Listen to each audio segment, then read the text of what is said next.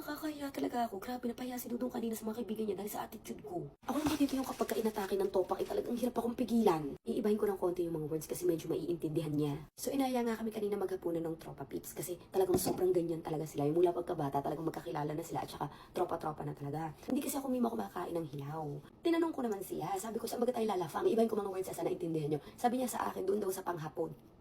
So, ang huli kong lamon kagabi pa, medyo gutom na gutom ako. Ang expectation ko, kakain kami kasi sabi niya, punta daw kami doon, kakain daw kami. Dahil nga aware naman ako, na-aware siya na hindi nga ako kumakain ng hilaw. So, expectation ko nga, hindi kami kakain sa ganun. Kasi alam rin naman niya na hindi pa rin naman talaga ako kumakain. Pagdating namin doon, ayun nga, walang luto, walang lutuan, talagang hilaw lang talaga.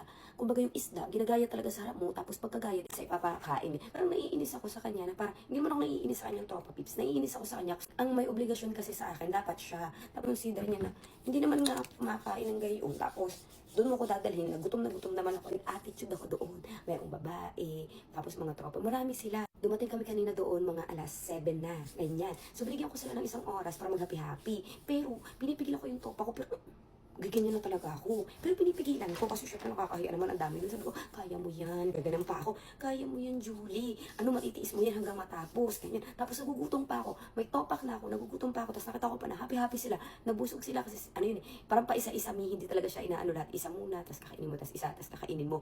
Ganun. Tapos masaya sila, may parang sarap na sarap baga sila. Umandar na ang pagiging demonyita ko. Eto na. Talagang hindi na. Kumawala na talaga yung topak ko. So sabi kong gento, habang masaya sila, sabi ko, Garne, nagsalita ako, sabi ko, siya nga pala, lalayas na ako kasi kakain na din ako. Ganun yung pagkakasabi ko, may talagang inagalit, ganyan. Tapos nag-walk out ako. Ganun yung nangyari. Habang masaya-masaya, sa kuyukot ko to, yung retinol. Sa kuyukot tsaka sa pimple marks yan, itong yung retinol. Apakagaling nito sa pimple marks. Tsaka yung mga peklat ng galis mo dito, kung meron ka, ilagay mo rin to. Basta samahan mo lang ng lotion, tsaka sa mga dark spot, kuyukot, ganyan. Ang galing nito, may anti-aging pa. Ito naman si Cordapio, hindi naman yan ako matitiis. Kasi sumunod. So, tapos ayun, tumawag, umalis na siya. Tapos ayun, tumawag yung tropa niya, no, okay lang ba kayo? Naiinis kasi ako. Alam mo yung, pagka magyayaya ka ng ganyan, dapat alamin muna, lahat kayo, makakalapang ba? Madamot din naman sila kasi yung interest lang naman nila ang nasunod. Abay di, nag-attitude na lang ako doon. Tingin nyo, nakakaya ba yung ginawa ko? Or talagang ganun ba talaga dapat ang maramdaman ko? Hindi ko alam kung masama lang ba ugali ko or talagang normal yung